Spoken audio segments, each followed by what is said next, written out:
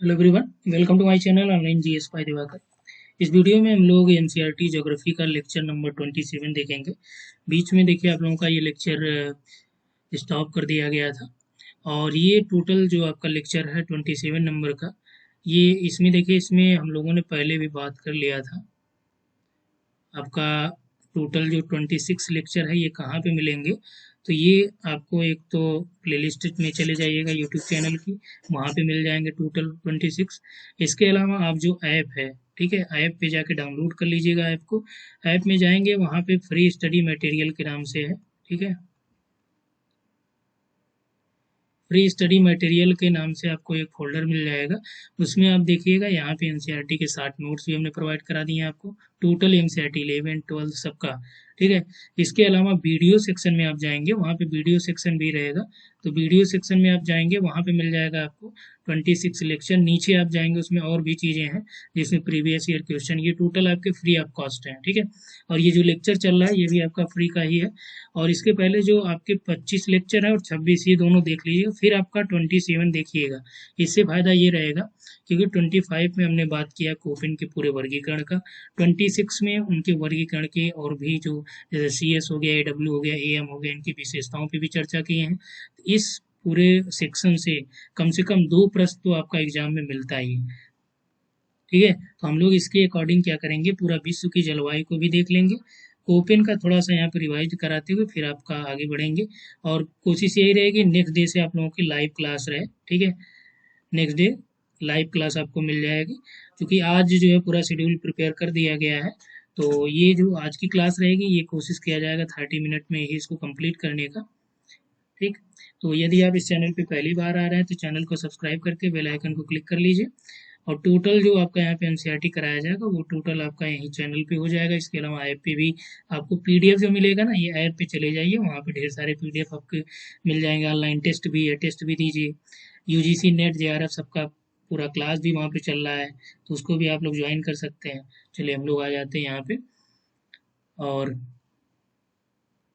ये चैप्टर जो आपका है ये एनसीईआरटी 11th क्लास का जो भौतिक भूगोल का मूल सिद्धांत है, उसी से हम लोगों ने लिया। यहाँ पे देखिए आपका मेंशन भी किया गया है, ये 11th क्लास की है एनसीईआरटी टोटल आपकी। तो सबसे पहले ये देख लीजिए, ये विश्व की जलवायु और जलवायु परिवर्तन के बारे में आपका यहाँ पे दिया गया है। और इसमें हम लोग देखिए कोपिन का जो जलवायु पद्धति है, ठीक है, इसमें क्या क्या इंपॉर्टेंट है, कैसे कैसे प्रश्न आपसे पूछे गए हैं, फटाफट उसको आगे करते हुए हम लोग आज के चैप्टर पे आ जाएंगे, ठीक है। एक बार रिवाइज आपको करा दें। जो जलवायु के वर्गीकरण ऊपर देखिए क्या दिया है, यहाँ पे देखिए सबसे ऊपर जलवायु का वर्गीकरण जो है यहाँ पे 3 बृहद उपागमों के माध्यम से किया गया है। वे कौन कौन से हैं आपका, इसमें देखिए अनुभाविक है, जननिक है और अनुप्रयुक्त है, ठीक है। अब कोपिन की बात करें तो कोपिन ने कौन सा वर्गीकरण किया है, तीनों ने अनुभाविक पद्धति का यूज किया है। और इन्होंने देखिए यहाँ पे क्या किया है, केंडाल का जो वनस्पति वर्गीकरण था ना, कैंडोल का, ठीक है, यहाँ पे देखिए वनस्पति वर्गीकरण में जलवायु और वनस्पति के बीच के घनिष्ठ संबंधों को भी इन्होंने बताया। इन्होंने तापमान, क्या है ये, टेम्परेचर और वर्षण के भी कुछ निश्चित मानों को भी इन्होंने फोकस्ड किया है, ठीक है। वर्षा और तापमान, तो ये आपका जो इनकी अनुभाविक पद्धति थी। और इसके अलावा जो इन्होंने यूज किया 1918 में, इनका इसका विकास के बाद में इन्होंने ही खुद संशोधन किया, कोपेन ने 5 प्रमुख जलवायु समूहों को निर्धारित किया, जिसमें A B C D और E था। हालांकि बाद में इनके संशोधन को और आगे बढ़ाते हुए एक और जोड़ा गया, जिसे आपका H कहा गया था, ठीक है। तो ये यहाँ तक आपका क्लियर हो गया, जिसमें 4 तापमान पर थी और एक वर्षण आधारित थी। ये भी आप ध्यान रखिएगा, ये मोस्ट इंपॉर्टेंट है आपके एग्जाम के पॉइंट ऑफ व्यू से, क्योंकि जब आपका देखिए KVS हो गया, NBS हो गया, आपका PGT हो गया, असिस्टेंट प्रोफेसर हो गए, वहाँ पे भी आपका एग्जाम में पूछा जाता है। क्यों यहाँ से प्रश्न लिए जाते हैं ये भी ध्यान रखें, क्योंकि ये किताबें जो है ऑथेंटिक किताबें हैं। और इस समय लगभग सभी आयोग जो है क्या हो गए, थोड़ा और सक्रिय हो गए हैं। उन्होंने अपने जो एक्सपर्ट्स हैं उनको अल्टीमेटम दे रखा है, भैया देखो आप ध्यान देना, 2 से 4 प्रश्न यानी 2-3 प्रश्न गलत करेंगे अगर आप, तो आपको जो है डिबार भी किया जा सकता है, ठीक है। तो ये चीज़ें जो है क्या हुआ कि जो एक्सपर्ट्स होते हैं पैसा लेंगे तो पेपर बनाएंगे, जाहिर सी बात है कि जब पेपर यहाँ पे आपके बनाएंगे गलत होगा तो स्टूडेंट के लिए दिक्कत होती है जो एग्ज़ाम देते हैं, क्योंकि उससे बहुत ज़्यादा समस्या हो जाती है। फिर आप कोर्ट जाओ, वहाँ से सही कराओ, ये ना माने माने, बहुत सारी चीज़ें हो जाती हैं। अभी देखिए यूपी पीजीटी की हम लोग बात करें तो वहाँ पे एक प्रश्न आपसे पूछा गया था कि नियो डिटर्मिनिज्म जो थ्योरी है आपका, एक कॉन्सेप्ट है, यानी नवनियतिवाद, किसने दिया? पीजीटी में जो ऑफिशियल आंसर इन्होंने लगा दिया, मैकिंडल लगा दिया, जबकि है क्या? टेलर है। अब यही चीज़ देखिए जीडीसी में सेम प्रश्न पूछा गया और जीडीसी में आपका टेलर उत्तर दिया, लेकिन अब प्रवक्ता भूगोल में है तो वहाँ पे नहीं उत्तर दिया, आप लोग कोड गए हैं, नहीं मान रहा है। तो अभी हालांकि प्रोसेस आप लोगों का चल ही रहा है, तो ये सारी चीज़ें हैं कि समय भी आपका बर्बाद होता है, काफ़ी समय भी उधर हो गया आपका। ठीक है, यहाँ पे देखिए आप थोड़ा सा इनके बारे में देख लीजिए, जो अलग अलग टाइप इन्होंने, अब किसकी बात हम लोग कर रहे हैं? कोपेन की बात कर रहे हैं, कहीं और मत जाइएगा। कोपेन की बात करें तो कोपेन ने ये कहा कि भैया देखो, जो हमने वर्गीकरण कर दिया है वो कैंडोल महोदय ने वनस्पतियां बताई थी, उसी के आधार पे 5 वनस्पतियों के प्रकार उन्होंने बताया था, जिसमें आपका हेलोफाइट, जेरोफाइट ऐसी थी। तो यहाँ पे आपका उसी आधार पे इन्होंने 5 टाइप बता दिए, ABCD कर दिया, और लास्ट में ये आपका जो है H हो गया जो, ठीक है। तो इसको आप यहाँ पे क्या करना है, इसको ध्यान में रखना है। ठीक है, इतना आपका क्लियर हुआ। इसके अलावा देखिए ये जो चैप्टर है ना, यहाँ से आपका 100% पूछा जाता है। ठीक है, यदि आप प्रीवियस ईयर उठा के देखेंगे वहाँ पे भी मिल जाएगा। कोई एग्जाम आप दे रहे हो, सेट का एग्जाम आपने दिया होगा, उसमें भी नेट का, नेट में तो श्योर रहता है कि कोपेन या थामथ्रिड से एक आपसे पूछ ही लेता है। ठीक है, ये आपका देखिए इसमें क्या होता है, हमेशा वर्षा की बात करता है। ठीक है, और टेम्परेचर यहाँ पे देख लीजिए, ये सब बताए गए हैं पहले भी, जो आपका 25 नंबर का लेक्चर उसमें हमने मेंशन किया है, और उसमें और भी एक्स्ट्रा चीज़ें हमने मेंशन किया है अलग से करके, तो उसको आप लोग जो है यहाँ पे देख लीजिएगा। चलिए आगे हम लोग आते हैं, क्योंकि हमें यहाँ पे हम लोग क्या केवल क्या कर रहे हैं, रिवाइज कर रहे हैं। तो नेक्स्ट पेज पे आ जाते हैं। यहाँ पे देखिए बड़े अक्षरों में इन्होंने ABCD में बी को क्या किया था, इन्होंने शुष्क प्रदेशों की बात बताई थी, और यहाँ पे एक थोड़ा सा और डिटेल आपको कर देते हैं, जो ए टाइप की यानी उष्णकटिबंधीय जलवायु थी, तो इसमें देखिए आपका AF, AM, AW, ठीक है। उष्णकटिबंधीय आर्द्र जलवायु, ये उष्णकटिबंधीय मानसूनी, ये आपका उष्णकटिबंधीय आर्द्र जिसमें शीत ऋतु हो। अभी देखिए यही आपका जो सेट में आप लोगों से पूछा गया था मैच कराने के लिए, उसमें दिया था AS, और वो दिया था आपका समाना टाइप का। ठीक है, तो वही आपका वहाँ पे नहीं मैच था, और चूंकि ये वाला जो है स्पेशली इंडिया के कॉन्टेस्ट में दिया गया था, तीनों ने AS की बात कहीं कही है, AF है, AM है, AW है, कोपेन ने AS की कोई बात कोपेन ने नहीं की थी। हालांकि इसमें और ज़्यादा डीप अब जब जाएंगे तो इसको वर्गीकृत अपने आधार पे यहाँ पे आप कर सकते हैं। ठीक है, ये जो है इनका वर्गीकरण है पूरा, इसको थोड़ा सा समझ लीजिए। और प्रश्न आपका यहीं से हूबहू दिया था सेट में, देखिए एक प्रश्न यही था ना, AS वाला जो दिया था, इसमें देखिए उष्णकटिबंधीय आर्द्र की बात करें तो AF है, इसमें कोई ऋतु नहीं है, यानी शुष्क ऋतु जो है नहीं होती है। AM देख लीजिए मानसूनी है, AW आपका अर्ध शुष्क है, BSH ये भी आपका पूछा गया था। ठीक है, सेट में अभी जो जस्ट आपका राजस्थान सेट हुआ है, इसका पेपर हमने सॉल्व भी करा है, इसको देख लीजिएगा। BSH उसमें स्टेपी था, BWH क्या है, ये आपका मरुस्थली, मरुस्थल है तो BWH, और BSK, ठीक है, ये आपका मध्य स्टेपी, और W की आपका क्या है, मरुस्थल है। तो यहाँ पे ध्यान रखिएगा, जहाँ पे आपको W मिल जाए, ठीक है, तो आप क्या मानेंगे, डेजर्ट। यहाँ पे आप यही समझ लीजिए, W का मतलब डेजर्ट, यस का मतलब स्टेपी, तो नाम से ही क्लियर है। तो जहाँ पे बी लगा रहे और यस आ जाए तो वहाँ समझिए कि आपका स्टेपी में है, चाहे वो आपका के हो जाएगा मध्य में आ गया, या चाहेगा तो उपोष्ण हो गया। CFA, ये देखिए इसका एक्सप्लेनेशन भी हमने डिटेल में करा दिया है लेक्चर नंबर 26 में। अब बचा है जो CFA, CSA, CFB।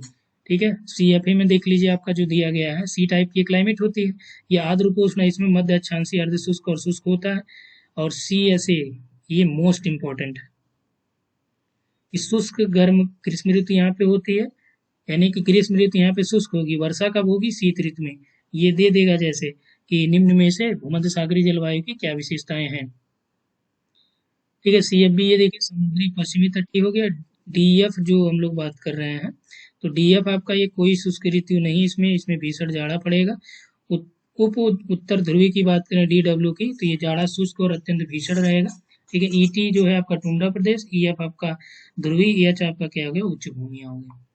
ठीक, चलिए आगे आते हैं। यहाँ पे अलग अलग वर्गीकरण सबके बारे में दिया गया है, सबका डिटेल भी है।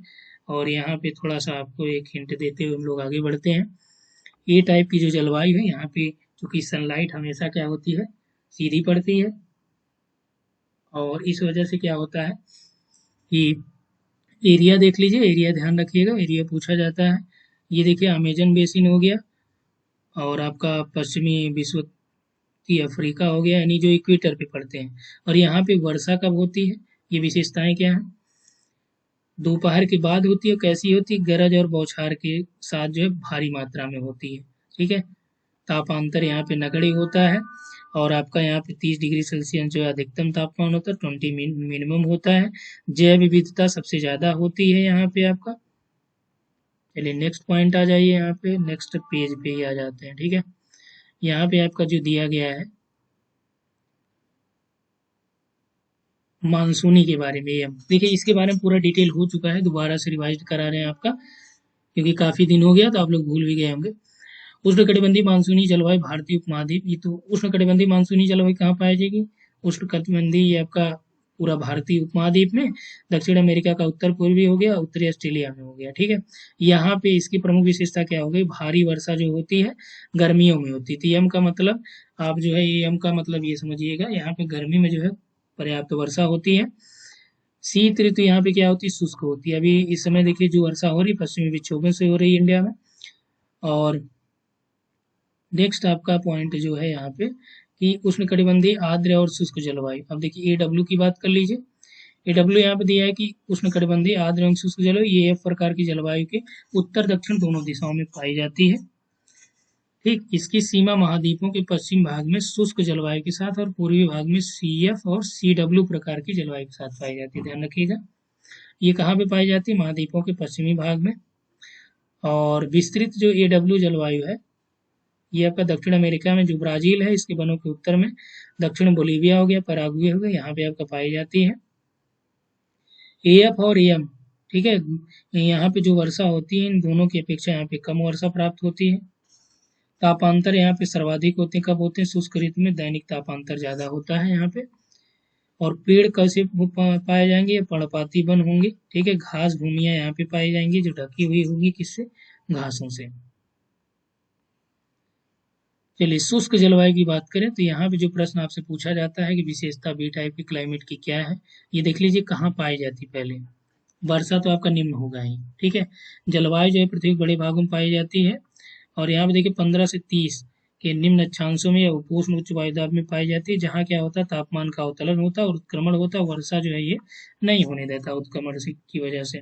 और कहाँ पे पाई जाती है, अन्य महाद्वीपों के पश्चिमी सीमांतों पर। मोस्ट इंपॉर्टेंट, ठंडी धाराओं के असम क्षेत्र, यानी ठंडी जल धाराएं जैसे आपका ये है। ठीक है, यहाँ से अगर ठंडी जल धारा प्रवाहित हो रही है, ठीक है, पेरू या अम्बोल्ट, तो ठंडी धाराओं की वजह से क्या होगा, ये यहाँ पे वर्षा हो नहीं पाती, और इसकी वजह से जहाँ से ठंडी जल धाराएं गुजरती है वहाँ पे आपका मरुस्थल बन जाता है। ठीक है, तो ये महाद्वीपों के पश्चिम सीमा में, यहाँ पे देखिए मरुस्थल है आपका ना, अटाकामा चिली वाला हो गया, अर्जेंटीना में जो मरुस्थल है। ठीक है, ये सभी क्या है, इसकी विशेषताएं हैं। तो दक्षिण अमेरिका के पश्चिमी तट पर जलवायु जो है विश्व से अधिक विस्तृत है ये।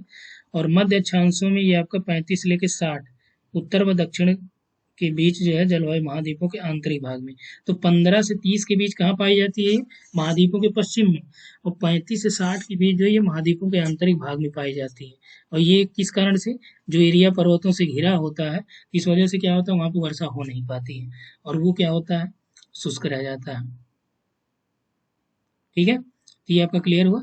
आगे देख लीजिए जो बी टाइप की अन्य क्लाइमेट में आगे है, कि इसमें देखिए आपका शुष्क जलवायु को स्टेपी अर्ध शुष्क कहते हैं। और जो देखिए स्टेपी है बीएस हो गया, बीडब्ल्यू को क्या, जो मरुस्थलीय हो गया। 15 से 35 ये क्या होती हैं, जो जलवायु है बी टाइप की, 15 से 35 अक्षांशों के बीच उपोष्ण उष्णकटिबंधीय जो बीएसएच है, और बीडब्ल्यूएच, इन दोनों में डिवाइड किया जाता है। और जो 35 से लेके 60 के बीच पाई जाती है, यानी मध्य अक्षांशों में, तो उसमें आपका बीएस के मध्य अक्षांशी हो गया, बीडब्ल्यू के मध्य अक्षांशी जो है मरुस्थलीय हो गया। तो बीएसएच और बीडब्ल्यूएच के यहाँ से थोड़ा सा समझ लीजिए। ठीक है। उपोष्ण जो आपका स्टेपी है, इसमें आपका BSH जो है और WH जो है मरुस्थली है। ठीक है, वर्षण और तापमान दोनों में लगभग इनका लक्षण सामान्य होता है। जो आपका उपोष्ण कटिबंधीय स्टेपी है, यहाँ पे क्या होता है, मरुस्थलीय जलवायु की अपेक्षा यहाँ पे वर्षा थोड़ा सा ज़्यादा होती है। जबकि मरुस्थल किसे कहा जाता है, जहाँ पे आपका 50 सेंटीमीटर से कम वर्षा प्राप्त हो जनरली। वर्षा दोनों ही जलवायु में परिवर्तनशील है। वर्षा की परिवर्तनशीलता मरुस्थल की अपेक्षा स्थिति में जीवन को अधिक प्रभावित करती, कई बार अकाल की स्थिति भी पैदा हो जाती है। मरुस्थलों में जो वर्षा थोड़ी पड़ती है लेकिन गरज और बौछार के साथ होती है, जो मृदा में क्या करती है, नमी पैदा करने में भी उसका उतना योगदान नहीं रहता है। और यहाँ पे देखिए ग्रीष्म ऋतु में अधिकतम तापमान सबसे ज्यादा लीबिया का अलाजेजिया है, ये 1922 में जो है नापा गया था। 58 डिग्री सेल्सियस इसका टोटल जो है टेम्परेचर यहाँ पे पाया गया। ठीक है, और यहाँ पे क्या है कि जलवायु में वार्षिक और दैनिक तापांतर भी इसका मैक्सिमम होता है। इसके बाद सी टाइप की जलवायु के बारे में देख लीजिए। सी टाइप की जो जलवायु है उसकी विशेषताएं थोड़ा सा समझ लीजिए कि ये आपका मध्य अक्षांशीय जलवायु होती है। कहाँ से कहाँ पाई जाएगी, 30 से लेकर 50 के बीच। ठीक है, और महाद्वीपों के किस भाग में, पूर्वी और पश्चिमी सीमांतों पर पाई जाएगी। ये ग्रीष्म ऋतु में और शीत ऋतु में क्या होती है, मृदुल होती है। 4 प्रकार में इसको डिवाइड किया गया है। आर्द्र उपोष्ण कटिबंधीय जलवायु जो सर्दियों में शुष्क होती है और गर्मियों में उष्ण होती है, CWA। भूमध्य सागरीय को CS, और आपका ये दिया गया शुष्क ऋतु जहाँ पे नहीं रहेगी और शीत ऋतु यहाँ पे रहेगी, CFA हो गया। पश्चिमी तटीय जो समुद्रों का है वो CFB है। ठीक। CWA में देख लीजिए, यहाँ पे दिया गया है कि जो CWA जलवायु है यानी आर्द्र उपोष्ण कटिबंधीय जलवायु है, ये आपका कर्क रेखा और मकर रेखा इन दोनों के बीच जो है, ठीक है, मकर रेखा से ध्रुवों की ओर पाई जाएगी। कहाँ से कहाँ तक, ये आपका मान लीजिए यहाँ पे आपका कर्क रेखा होगी, मकर रेखा होगी, यहाँ से लेके यहाँ तक ऊपर की ओर ध्रुवों की ओर ये आपका पाई जाएगी, CWA। ठीक है, भारत के उत्तरी मैदान और दक्षिणी चीन के आंतरिक मैदानों में भी ये पाई जाएगी। और इसके अलावा यह जलवायु जो है EW जलवायु जैसी ही है, केवल इतना अपवाद है कि यहाँ पे सर्दियों का तापमान जो है ज्यादा होता है। ठीक, अब जो नेक्स्ट पॉइंट है ये आपके एग्जाम की पॉइंट ऑफ व्यू से मोस्ट इंपॉर्टेंट होने वाला है, क्योंकि यहाँ पे CS है यानी भूमध्य सागरीय जलवायु है। दिया है कि भूमध्य सागरीय जो जलवायु है ये क्या करती है, भूमध्य सागर है अपना, उसके चारों ओर बेसिकली पाई जाएगी। इसके अलावा जो 30 से लेके 40 यानी 30 से लेके 40 डिग्री अक्षांशों के बीच भी, और कहाँ पे पाई जाएगी, जो आपके कॉन्टिनेंट होते हैं उसके वेस्ट पार्ट में, कहाँ पे, महाद्वीपों के पश्चिमी तटों के साथ साथ पाई जाएगी। मोस्ट इंपॉर्टेंट है ये आपका पॉइंट। देखिए यहाँ पे आपका प्रश्न कैसे बनाता है, चलिए एक प्रश्न आपको यहाँ से बना के दिखा रहे हैं, कथन और कारण में बनाते हैं। ठीक है, कथन दे दिया कि भूमध्य सागरीय जलवायु, भूमध्य सागरीय जलवायु 30 डिग्री से लेकर 40 डिग्री उत्तरी अक्षांश में पाई जाती है, उत्तरी अक्षांशों के बीच पाई जाती है। ठीक, अब यहाँ पे कारण क्या बनाया, कारण ये बनाया CS टाइप की जो जलवायु है, CS जलवायु महाद्वीपों के पश्चिमी भागों में पाई जाती है, या महाद्वीपों के पश्चिमी तटों के सहारे पाई जाती है, सहारे पाई जाती है। ठीक है, अब ये आपका कथन और कारण हो। अब यहाँ से आप बताइए कि गलत है कि कौन सा सही है।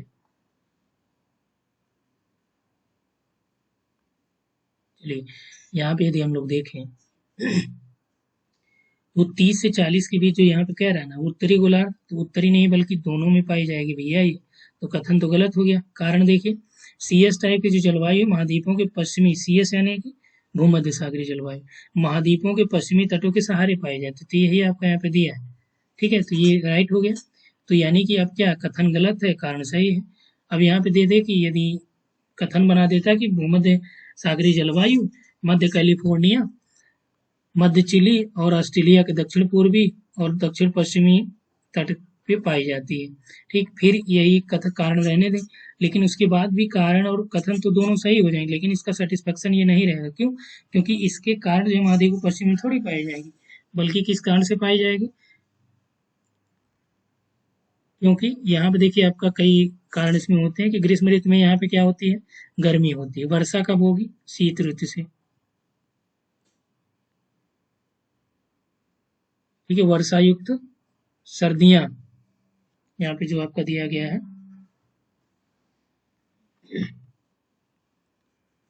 ठीक है, इसके अलावा देखिए यहाँ पे दिया ग्रीष्म ऋतु में औसत मासिक तापमान जो है ये आपका 25 डिग्री के आसपास रहता है और 10 डिग्री सेल्सियस से कम रहता है।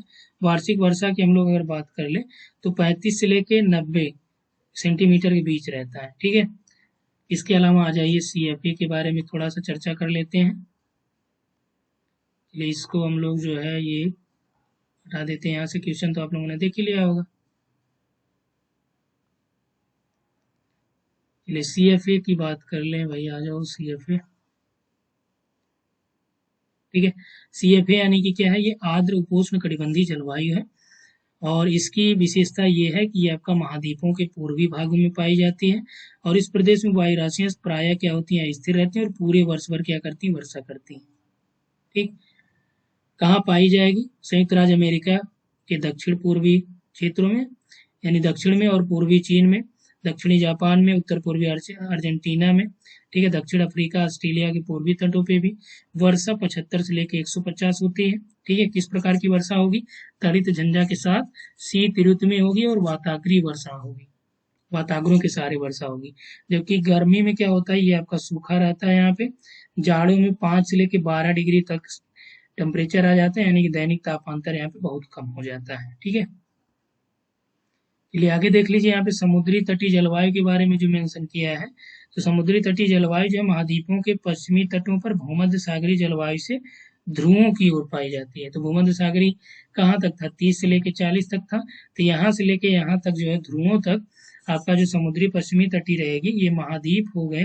ठीक है, महाद्वीपों के पश्चिमी भागों में। ठीक है, ये आपका ईस्ट हो गया, ये वेस्ट, वेस्ट वाले पार्ट पे पश्चिमी तटों पे पाई जाएगी। चलिए आगे आ जाते हैं, यहाँ पे आपका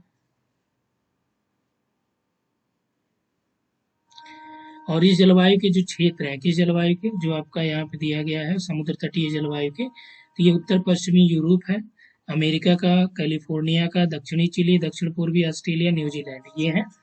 और समुद्री प्रभाव के कारण क्या होता है, यहाँ तापमान बहुत ज्यादा होता नहीं है।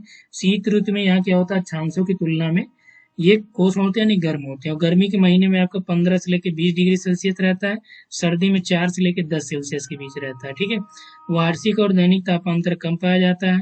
वर्षण यहाँ पे यानी वर्षा जो होती है साल भर होती है, लेकिन सर्दी में ज्यादा होती है। कब कब कितना सेंटीमीटर? 50 से लेकर 250 के बीच मिलती है। ठीक है, इतना ये घटती बढ़ती रहती है। फिर आ जाइए डी टाइप की क्लाइमेट में, तो डी टाइप की जो जलवायु है आपका कैसी है? शीत हिम वन जलवायु है, यानी कि हिम वाले जो वन है उसमें ये जलवायु पाई जाती है। तो जो आपका दिया है उसमें आप शब्द विच्छेद उच्छेद करके अपना जो है अपने अकॉर्डिंग सेट किया करिए, जो चीजें आपको क्या हो, याद हो। ठीक है, तो डी की हम लोग बात करें तो 40 डिग्री यानी 40 से लेकर 70 के बीच, कहाँ पे? अक्षांशों के बीच, यूरोप में, एशिया में और उत्तरी अमेरिका के विस्तृत महाद्वीपीय क्षेत्रों में पाई जाती है। ठीक है, शीत हिमवन जलवायु दो प्रकार की, यानी दो प्रकारों में डिवाइड किया जाता है। एक आपका डीएफ में, यानी डी को दो टाइप में, डीएफ और डीडब्ल्यू। डीएफ क्या है? याद जाड़ों में यहाँ पे ठंडी जलवायु होती है और डीडब्ल्यू में शुष्क जाड़ों में, यानी कि यहाँ पे ठंडी जलवायु यानी उच्च अक्षांशों में जो सर्दी होती है वो यहाँ पे आती है। फिर डी एफ की बात कर लें एक एक करके। डी एफ में आपका जो है ये क्या है कि ठंडी जलवायु है, समुद्री पश्चिमी तटीय जलवायु और मध्य अक्षांशीय जो स्टेपी जलवायु है। मध्य अक्षांशीय स्टेपी का मतलब BSK, और यहाँ पे आपका CFB, तो CFB और BSK। ठीक है, यहाँ पे किया है कि से ध्रुवों की ओर, इन दोनों से ध्रुवों की ओर जाने पे पाई जाएगी। और ये आपका देखिए वार्षिक तापांतर यहाँ पे होता है, यहाँ से बहुत ज्यादा प्रश्न नहीं पूछे जाते हैं।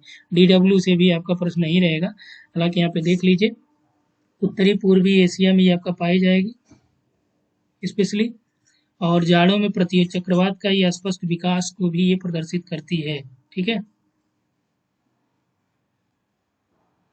और उसका कमजोर पड़ना इस क्षेत्र का, यानी कि प्रति चक्रवात स्पष्ट विकास। और ग्रीष्म ऋतु में क्या होता है, जाड़ों में यहाँ पे जो एंटी साइक्लोन होता है एक्टिव रहता है, ग्रीष्म ऋतु में क्या होता है वो कमजोर पड़ जाता है और मानसून जैसी दशाएं भी उत्पन्न करता है। ध्रुवों की ओर गर्मियों में तापमान कम होते हैं, आप जानते हैं, और जाड़ों में तापमान जो है और कम हो जाएंगे क्योंकि बर्फबारी हो जाएगी और कम हो जाएंगे। इसके द्वारा क्या होगा कि कुछ स्थानों पर तो ऐसे होते हैं जहाँ तापमान जो है वर्षा के 7 महीने तक जो है हिमांक बिंदु से भी कम रहता है। तो वार्षिक वर्षा यहाँ पे जाहिर सी बात है कमी होगी, 12 से लेके 15 सेंटीमीटर हो गई। अब देखिए यहाँ पे आपका ध्रुवीय जलवायु के बारे में देख लेते हैं। जो ई टाइप की क्लाइमेट है इसमें हम लोग बात करें कि आपका जो पोलर क्लाइमेट है ये आपका 70 डिग्री लेटीट्यूड यानी अक्षांशों से परे ध्रुवों की ओर पाई जाती है, यानी कि 2 प्रकार की इसमें होती है, इसमें ईटी और ईएफ। ठीक है, ईटी क्या है, टुंड्रा टाइप की जो जलवायु है ईटी होती है, और ईएफ जो हिमटोपिया यानी कि जो आपका ग्लेशियर्स हैं पहाड़ों पे, उसको इसमें शामिल कर लेते हैं। देखिए एक एक करके यहाँ पे देख लीजिए, ईटी को देख लीजिए। ईटी क्या है, टुंड्रा जलवायु का नाम जो है यहाँ पे ईटी है, टुंड्रा जलवायु। टुंड्रा जलवायु में जो वनस्पतियां काई है, लाइकेन है, पुष्पी पादप होते हैं, यानी छोटे छोटे वनस्पतियां इसमें रहती हैं। और अस्थायी तुषार का प्रदेश भी ये है जिसमें क्या होता है अधोभूमि जो है अस्थायी रूप से जमी रहती है, ध्यान रखिएगा। तो जो आपका परमाफ्रास्ट है यहाँ पे आपको देखने को मिलेगा, अधोभूमि जो है जमी रहती है। लघुवर्धन काल और जलाक्रांति छोटी वनस्पति का ही पोषण कर पाते हैं, यानी कि जो आपका थोड़े समय के लिए बर्फ जो है पिघल जाएगा क्योंकि टेम्परेचर जब थोड़ा सा बढ़ेगा तो इससे क्या होगा कि वनस्पतियां जो है बहुत ज़्यादा ग्रोथ नहीं कर पाएंगी, लेकिन काई लाइकेन ये सभी आपका आ जाते हैं। ठीक है, ग्रीष्म ऋतु में जो है टुंड्रा प्रदेशों में दिन के प्रकाश की अवधि जो है क्या होती है, लंबी होती है। ईएफ की हम लोग बात कर लें तो ईएफ जो है ये आपका हिम टोपी जलवायु होती है, जो ग्रीनलैंड हो गया अंटार्कटिका के आंतरिक भाग में पाई जाती है। गर्मियों में भी तापमान यहाँ पे हिमांक के नीचे ही रहता है, क्षेत्र में वर्षा जो है थोड़ी मात्रा में पड़ती है। तुषार और हिम जो है यहाँ पे एकत्रित हो जाती हैं और इसकी वजह से क्या होता है हिम परतों को ये विकृत कर देती हैं और ये क्या करती हैं, ये टुकड़े जो है आर्कटिक और अंटार्कटिका जल में खिसक कर जो है प्लावी हिमशैल के रूप में तैरने लगते हैं। और अंटार्कटिका में 79 डिग्री दक्षिण अक्षांश पर जो है प्लेटो स्टेशन भी यही प्रकार की जलवायु पाई जाती थी, ये भी आप ध्यान रखिएगा। जो अंटार्कटिका में अलग अलग स्टेशन स्टेब्लिश किए गए हैं रिसर्च के लिए, तो उस पर भी आपका इसी टाइप की क्लाइमेट पाई जाएगी। चलिए नेक्स्ट आ जाइए, उच्च भूमियों के बारे में देख लेते हैं। उच्च भूमियों में देखिए आपका जो वर्षण के प्रकार गहनता में स्थानिक अंतर पाए, यानी कि बहुत ज़्यादा ऊंचाई वाली जो भूमियाँ हैं तो एफ टाइप की इसमें आ जाएंगे। जलवायु परिवर्तन की बात कर लें, या इसको एच आप कह सकते हैं या आई एफ कह सकते हैं। जलवायु परिवर्तन की बात करें तो जिस प्रकार जलवायु का अनुभव हम कर रहे हैं थोड़े ही उतार चढ़ाव में, जैसे आप अभी जलवायु परिवर्तन के एग्जाम्पल की हम लोग बात करें तो जनरली जो पश्चिमी विक्षोभ है ये आपका फरवरी से मार्च या फिर जनवरी से फरवरी स्पेशली आता है। लेकिन अभी क्या है मानसून शिफ्टिंग हुआ है, तो मानसून शिफ्टिंग किस वजह से हुआ है, आपका जो क्लाइमेटिक चेंज हुआ है यानी जलवायु परिवर्तन हुआ है उसकी वजह से हुआ है। और इसकी वजह से आपका ये भी माना जा रहा है ग्लोबल वार्मिंग जो हो रहा है, ग्लोबल वार्मिंग की वजह से जो तटीय क्षेत्र है जैसे छोटे मोटे द्वीप अंडमान निकोबार हो गया या आपका लक्षद्वीप हो गया, इसके अलावा और भी जो कंट्री है कई कंट्री तो आपका जो तटीय है वो क्या होंगे, डूब जाएंगी। क्योंकि यहाँ पे ये माना जा रहा है कि कम से कम यदि मान लीजिए 1 मीटर जल भी आपका जल स्तर ऊपर हो गया समुद्रों का तो जाहिर सी बात है कि कई चीजें डूब जाएंगी यहाँ पे। जिस प्रकार की जलवायु का अनुभव हम कर रहे हैं वह थोड़े ही उतार चढ़ाव विगत वर्ष 10,000 वर्षों का अनुभव, यानी जलवायु का मतलब क्या हो गया। जनरली हम लोग मानते हैं कि जो मौसम है ये प्रतिदिन बदलता है, लेकिन जलवायु जो अपना है, ठीक है, जलवायु में कम से कम मिनिमम यदि बात करें तो 30 से 35 सालों का वो देखा ही जाता है कि इतना कम से कम होना चाहिए। ठीक है, लेकिन यदि हम लोग बात करें तो कम से कम जो ये आपका कई हजार साल वर्ष पुरानी यहाँ पे बात चल रही है। ठीक है, तो वही यहाँ पे दिया गया है कि अक्षांशों में हिमानियों के आगे बढ़ने और पीछे हटने से ये आपका जो यदि हम लोग पता करें तो जो ग्लेशियर हैं ये जो आगे बढ़ रहे हैं पीछे हट रहे हैं तो ये आपको प्रदर्शित कर रहे हैं कि जलवायु परिवर्तन हो रहा है। जो आपकी हिमानी निर्मित झीलें यानी ग्लेशियर से निर्मित झीलें हैं इसमें जो है क्या होता है अवसादों का निक्षेपण होता है और अलग अलग जो यहाँ पे युग हैं हिमयुग हैं उनके भी जो साक्ष्य आपको धीरे धीरे मिलते हैं। ठीक है, जैसे वृक्षों के तनों में जो पाए जाने वाले वलय हैं, उसकी स्थिति से हम लोग क्या करते हैं, उसकी आयु का अनुमान लगा लेते हैं वृक्षों का कि कितना पुराना है। उसी तरह से हिमयुग में जो अलग अलग लेयर्स हैं, ठीक है, जो बर्फ में अलग अलग लेयर्स हैं, यदि इसको गहराई से अध्ययन किया जाए, ड्रिलिंग की जाए, ड्रिलिंग करने से हमको पता चलेगा कि भाई यहाँ पे हिमयुग आया था, ये बर्फ जो है कितनी पुरानी बर्फ यहाँ पे जमी हुई है। ठीक, तो ये सारी चीजें आपकी कहानी है, कहानियां जरूर ध्यान रखिए क्योंकि आपके एग्जाम के पॉइंट ऑफ व्यू से थोड़ा बहुत इंपॉर्टेंट तो होता ही है। भारत में आर्द्र एवं शुष्क युग आते रहे हैं और पुरातत्व की खोजें ये बताती है कि ईसा से लगभग 8000 वर्ष पूर्व जो है राजस्थान मरुस्थल की जो जलवायु थी कैसी थी, आर्द्र और शीतल जलवायु थी। फिर 3000 से लेकर 1700 वर्ष पूर्व यहाँ पे क्या हुआ, वर्षा अधिक होती थी, यानी बहुत ज्यादा वर्षा हो गई।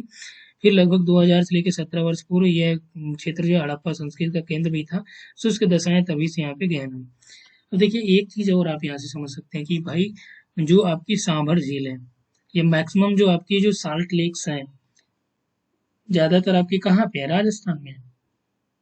तो हम लोग क्या माने इसका, क्या साल्ट लेक है वहाँ की मृदा जो है नमकीन है, या फिर एक समय जो है जो आपका राजस्थान है ये क्या था, समुद्रों में डूबा हुआ था, ओशन में। ठीक है, यानी यहाँ पे भी आपके ओशन थे और बाद में जो है विस्थापन हुआ, महाद्वीपीय विस्थापन या इन कारणों की वजह से क्या हुआ, इसका अपना उत्थान हुआ। अभी भी यदि आप देखेंगे तो इंडिया को, थोड़ा सा यहाँ पे टेक्निकल चीजें समझिएगा, यदि आप देखेंगे तो जो इंडिया का झुकाव है ये आपका इधर ज्यादा है, इधर आपका थोड़ा सा उठान है यानी कि उत्थान है। और यहाँ पे जो आपकी इंडियन प्लेट है और इधर आपका यूरेशियन प्लेट है, ठीक है, इसके नीचे आपका ये सबडक्ट के रूप में, यानी कि इनमें टकराहट हो रहा है, सबडक्शन हो रहा है, उत्क्षेपण हो रहा है आपस में। तो इसकी वजह से क्या हो रहा है, दूसरी चीज यहाँ पे जो आपका है ये वाला पार्ट जो उत्थान में है ये आपका डूब रहा है धीरे धीरे, यानी कि और ज्यादा नीचे जा रहा है। इसलिए आप देखिए यहाँ से मान लीजिए कि जो पश्चिमी घाट से नदियां निकलती हैं तो सबसे ज्यादा सब इधर ही आती हैं, अरब सागर ये आपका बंगाल खाड़ी में गिरती हैं। तो कारण यही ना हुआ कि ये वाला ऊंचा पार्ट है, ये वाला नीचा है, इसीलिए तो इधर भाग के आएंगे। तो जाहिर सी बात है कि जो आपका राजस्थान है ये कभी ना कभी समुद्र में डूबा हुआ था, तो इसकी वजह से क्या हुआ, बाद में जब ये प्लेटों में इसमें उत्थान हुआ तो धीरे धीरे आपका ये सही हो गया है, यानी जमीन से आपका, यानी जल से आपका बाहर आ गया। फिर उसके बाद जो है यहाँ पे आपका जो झीलों का निर्माण जो हुआ है तो इसकी वजह से ये आपका झीलें यहाँ पे हुई हैं। फिर आर्डोविशियन तथा सिल्लियनियन युग में जो पृथ्वी थी कैसी थी, गर्म थी। प्लिस्टोसीन युग अंतर आया तो इसी दौरान हिमयुग और अंतर हिमयुग की अवधियां भी रही हैं। अंतिम जो प्रमुख हिमयुग था आज से कितने वर्ष, 18,000 वर्ष पूर्व जो है ये था। अंतर हिमयुग की बात करें तो ये 10,000 वर्ष पूर्व जो आरंभ हुआ था। ठीक है, तो ये आप ध्यान रखिएगा, आपके एग्जाम के पॉइंट ऑफ व्यू से मोस्ट इंपॉर्टेंट भी है। जो अभिनव पूर्व काल में जलवायु की स्थिति थी उसकी हम लोग बात कर लें तो यहाँ पे देखिए आपका जो इम्पोर्टेंट है कि 90 के दशक में जो चरम मौसमी घटनाएं घटी थी 1990 के दशक में, सबसे गर्म जो टेम्परेचर था विश्व में, सबसे भयंकर बाढ़ भी आपका इसी समय दर्ज किया गया। सहारा मरुस्थल के दक्षिण में जो साहिल प्रदेश है, ठीक है, 67 से 77 के दौरान यहाँ पे बहुत बड़ा सूखा आया। 1930 की बात करें, इस दशक में जो यूएसए है यहाँ की बृहद मैदानों में धूल का कटोरा जिसे कहा था, मोस्ट इंपॉर्टेंट पॉइंट हो गया कि धूल का कटोरा किसे कहा जाता है। आपने चावल का कटोरा, इन सभी कटोरा तो पढ़ा था, आप धूल का कटोरा भी देख लीजिए। यूएसए के बृहद मैदानों के दक्षिण पश्चिम भाग में धूल का कटोरा कहा जाता है और भीषण सूखा यहाँ पे पड़ा है। फसलों की उपज और फसलों के विनाश, बाढ़, ठीक है, लोगों के प्रवास संबंधी जो ऐतिहासिक अभिलेख यहाँ पे क्या हुई, ये परिवर्तनशील जलवायु के प्रभावों का भी अध्ययन करते हैं। यूरोप में अनेक बार जो है आपका हिमयुग भी आया था जिसे आप गुंज मिंडल उर्म के नाम से भी जानते हैं। ठीक है, आपका इसमें यूएसए का जो हिमयुग था जिसमें कांसान, नेब्रास्कान, ठीक है, इन सभी को हम लोग चार पढ़ते हैं, उसको भी आप ध्यान रखिएगा। और यहाँ पे देखिए दिया है कि इनसे सबसे महत्वपूर्ण प्रसंग ये है कि 10वीं और 11वीं शताब्दी की उष्ण और शुष्क दशाओं जिसमें वाइकिंग कबीले, वाइकिंग, आपने जो हॉलीवुड की मूवी है ना उसको आपने देखा होगा, उसमें आपका ये है वाइकिंग करके कई सीरीज है वहाँ पे बनी हुई है, तो आप उन मूवियों को देखेंगे तो आपको समझ में आएगा। वाइकिंग कबीले ग्रीनलैंड में जा बसे थे उस समय, 10 से लेकर 11वीं सदी की बात चल रही है। यूरोप में 1550 से 1850 के दौरान क्या था, लघु हिमयुग आया था। मोस्ट इंपॉर्टेंट है, ये आपके एग्जाम में पूछा गया यहाँ से है। ठीक है, हिमयुग कई बार पूछे गए परीक्षाओं में, जिसको ध्यान रखिएगा। 1550 से लेकर 1850 के बीच हिमयुग आया। फिर उसके बाद यहाँ पे देखिए नेक्स्ट जो पॉइंट है, अनुभव किया गया 85 लेकर 1940 तक विश्व के तापमान में वृद्धि की प्रवृत्ति पाएगी और 1940 के बाद तापमान में वृद्धि दर जो है पुनः घटी। उसके बाद यहाँ पर नेक्स्ट है कि जलवायु परिवर्तन के क्या कारण रहे होंगे। इसके कई कारण भी हैं, खगोलीय और पार्थिव दोनों प्रकार के कारणों में डिवाइड किया जाता है। तो सबसे पहले खगोलीय की बात कर लें तो सौर कलंकों की जो गतिविधियां हैं, इनसे जो सौरिक यानी जो एनर्जी निकलती है, इनमें भी परिवर्तन हो रहा है। तो सौर कलंक सूर्य पर क्या होते हैं, काले धब्बे होते हैं और ये क्या करते हैं कि ये चक्रीय ढंग से घटते बढ़ते रहे, इसमें हमेशा अंतर देखा जाता है। कुछ मौसम वैज्ञानिकों का यदि हम लोग विचार ले लें तो इनके अनुसार जो सौर कलंकों की संख्या जो है बढ़ने पर क्या होता है, मौसम ठंडा और आर्द्र हो जाता है, क्योंकि ज़्यादा सौर कलंक होंगे तो एनर्जी कम आएगी। जैसे अब ये मान लीजिए सौर कलंक क्या होते हैं, तो ये आपके काले धब्बे या काला गड्ढा होता है, तो यहाँ से आपका एनर्जी उतना ज़्यादा निकलता नहीं बल्कि एब्जॉर्ब होता है। तो इस वजह से जब ताप इसका एरिया बढ़ेगा तो टेम्परेचर कम आ पाएगा, तो इसकी वजह से क्या होगा, ठंडा बढ़ेगा यानी आर्द्र होगा मौसम।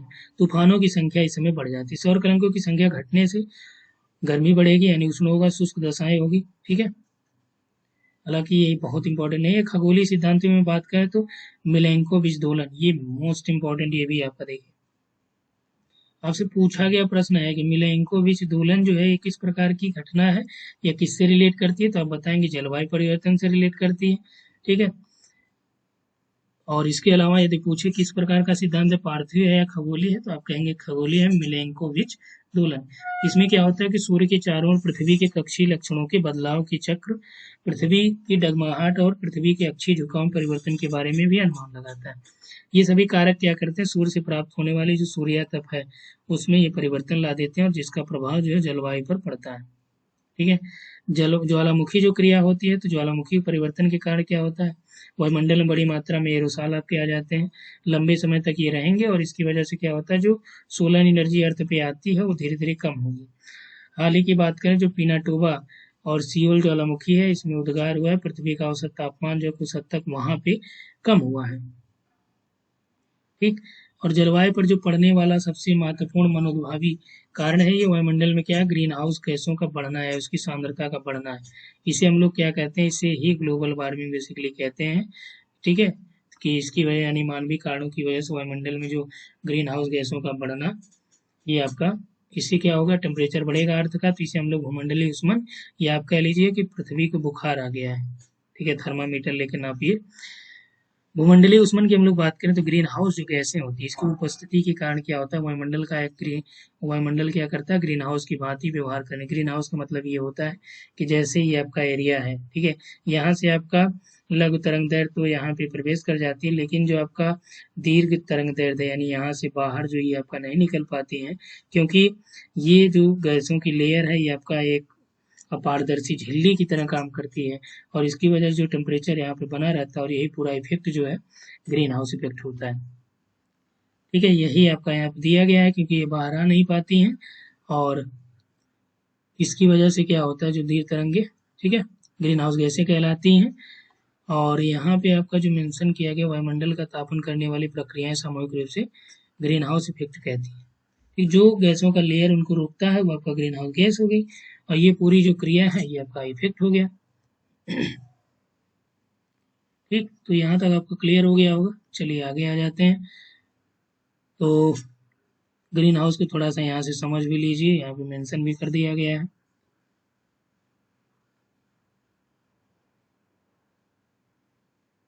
ठीक है, यहाँ पे ग्रीन हाउस शब्द जो है साम्यानुमान उस ग्रीन हाउस गैस से लिया जाता है जिसका उपयोग क्या है, ठंडे इलाकों में ऊष्मा का परिरक्षण करने के लिए किया जाता है। और ग्रीन हाउस कांच जो है बना होता है। कांच प्रवेशी सौर विकिरण की लघु तरंगों के पारदर्शी होता है और लेकिन क्या होता है, ये जो बहिर्गामी विकिरण दीर्घ पारदर्शी तरंगों के लिए क्या होता है, ये अपारदर्शी होता है। तो इस वजह से क्या होगा, यहाँ पे टेम्परेचर आपका यहाँ से आ जाएगा लेकिन ये वाले बाहर नहीं निकल पाएंगे, तो टेम्परेचर प्रॉपर बना रहेगा और इसी को जो है ग्रीन हाउस प्रभाव कहेंगे आप। ठीक है, जैसे आप जनरली बसों या कारों की बात करिए, गर्मी में आप उसको बंद कर लीजिए तो अंदर गर्मी आ जाती है लेकिन बाहर वो नहीं जा पाती है। ठीक है, इसीलिए जाड़ों में आपका क्या होता है, आप बंद किए रहेंगे तो जैसे आप रूम में देखेंगे आपको रूम में गर्माहट महसूस होगी लेकिन बाहर जाएंगे तो आपको ठंडी लगेगी। ये सारी चीजें इसमें हो गई। ग्रीन हाउस प्रभाव की हम लोग बात कर लें, ग्रीन हाउस गैसों की। ठीक है, इसमें देखिए आपका मुख्य ग्रीन हाउस गैसें ये वेरी इंपॉर्टेंट ये भी है, ये भी नोट डाउन कर लीजिएगा।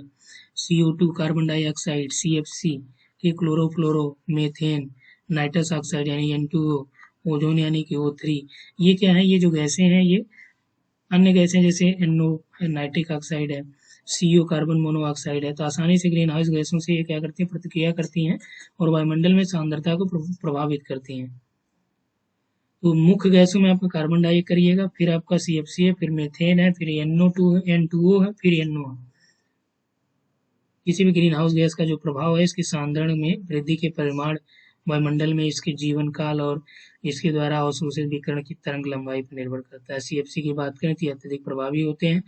समताप मंडल में क्या होता है, पराबैंगनी किरणों को अवशोषित करने वाली ओजोन जब निम्न ताप समताप मंडल में उपस्थित होती है तो क्या करती है, जो पार्थिव विकिरण है उसको अत्यंत प्रभावी ढंग से जो है अवशोषित करती है।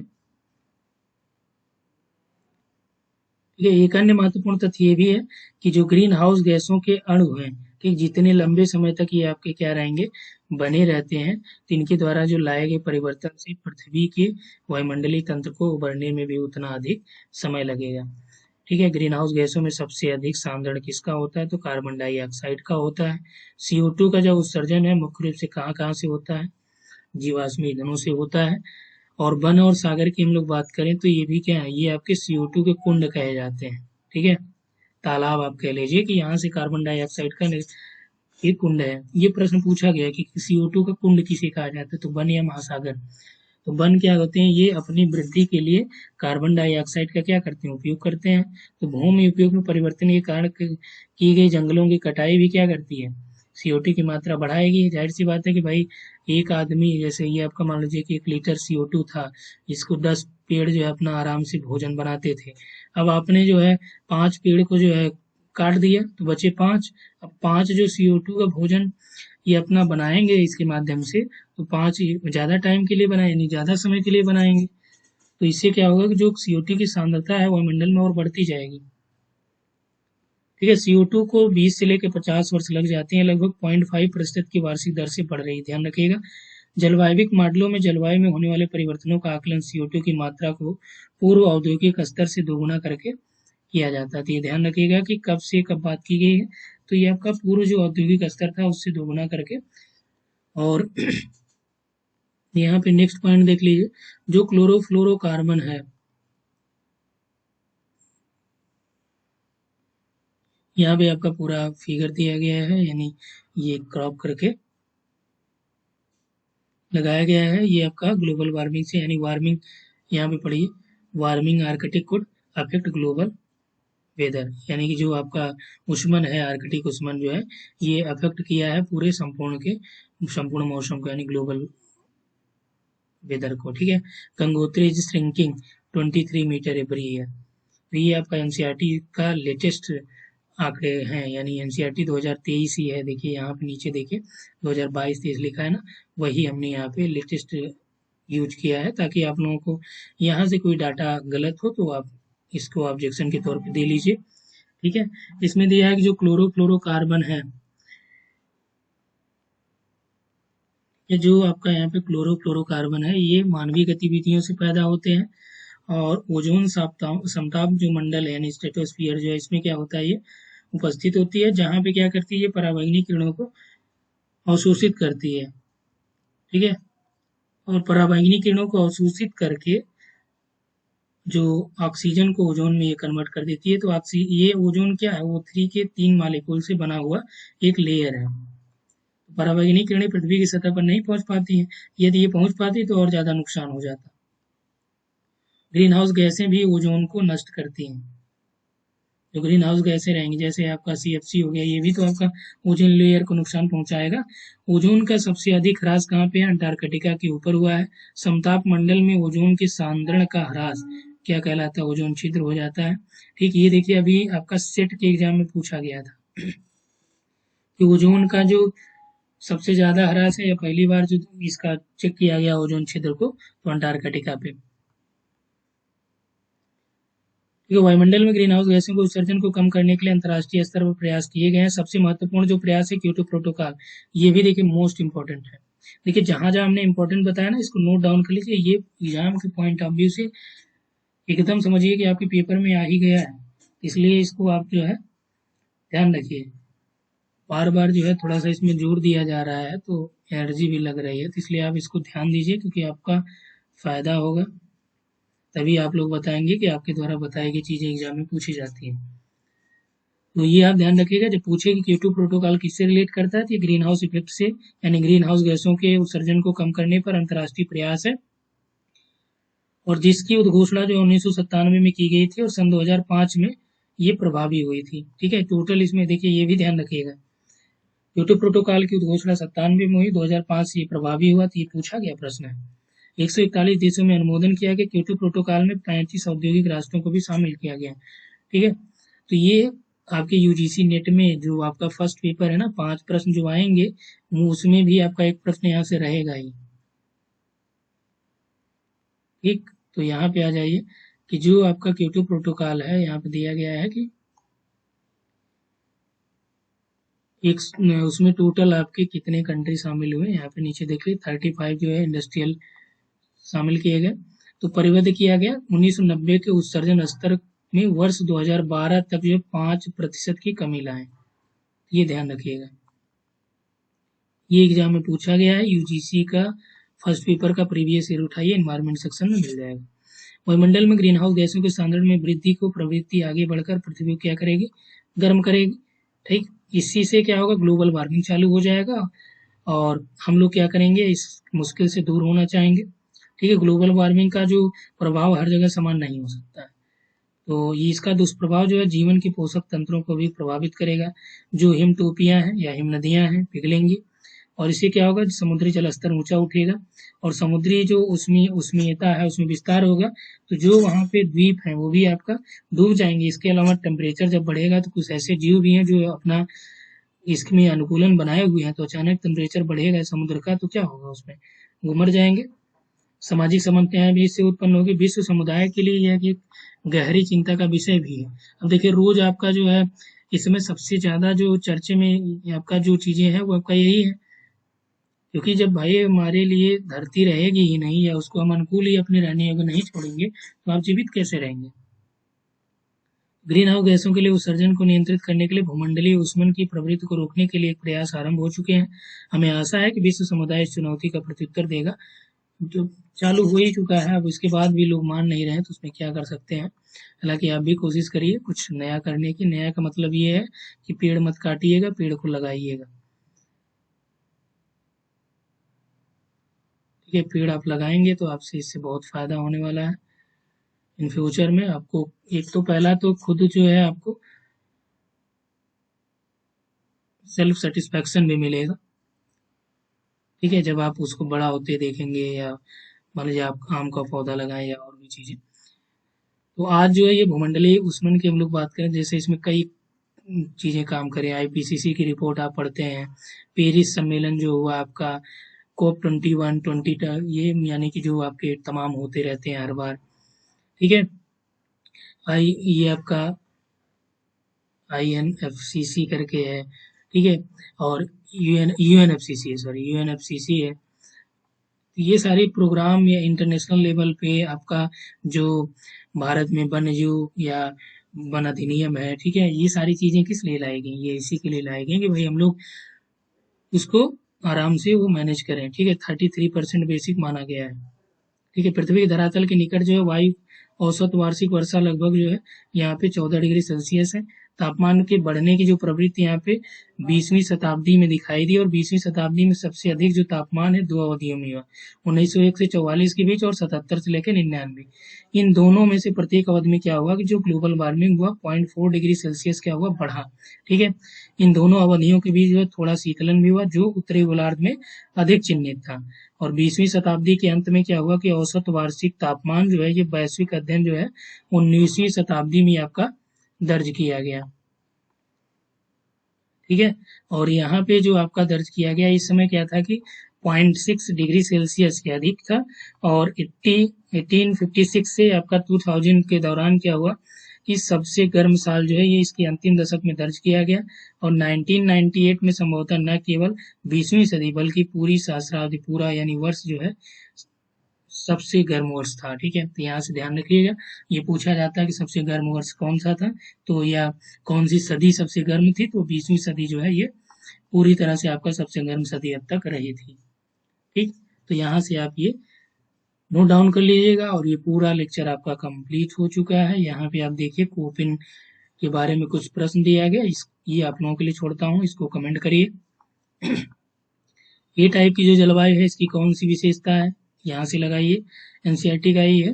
ठीक है, एक मैंने ये सोचा है कि जो टोटल आपका फिजिकल ज्योग्राफी जब कंप्लीट हो जाएगी, तो अभी आप लोगों का जो एनसीईआरटी से एमसीक्यू जो आपका ऐप जो आप लोगों ने देखा ही होगा, ऐप डाउनलोड यदि नहीं किए हैं तो ऐप डाउनलोड कर लीजिएगा। ठीक है, ऐप आपका ये है जीएस बाई दिवाकर, आप प्ले स्टोर पे टाइप करेंगे वहाँ मिल जाएगा। वहाँ पे एनसीईआरटी के जो एमसीक्यू है वो भी हमने शेयर कर किया है, दोबारा से आपको वो प्रॉपर जो है डेली मिलते रहते हैं, एक ना एक आपके एमसीक्यू वहाँ पे प्रोवाइड कराते रहते हैं। ठीक है, तो उसको आप देखिएगा, इसको भी सॉल्व करिए, क्योंकि जीआईसी का, केपीएस का, एनबीएस का विद गारंटी हम लोग बात कर रहे हैं, पीजीटी कहीं का पीजीटी है, राजस्थान, यूपी, एमपी कहीं का भी, हर जगह आपको यहाँ से हूबहू प्रश्न ही उठा के दे देते हैं। ठीक, तो यहाँ पे देखिए सबसे गर्म साल कौन सा माना गया, 90, 98, 85, सब एनसीईआरटी में है। ठीक है, अधिकतर भागों को कोपेन पद्धति के अनुसार वर्गीकृत किया जाएगा। 4 जलवायु समूहों में कौन सा जो आर्द्र दशाओं को प्रदर्शित करता है। ठीक, तो यहाँ से आप सभी प्रश्नों का उत्तर दीजिएगा। कोपेन की पद्धति देखिए, ये मोस्ट इंपॉर्टेंट है, हर बार पूछा गया है। तो यहाँ पे आपका इतना ही।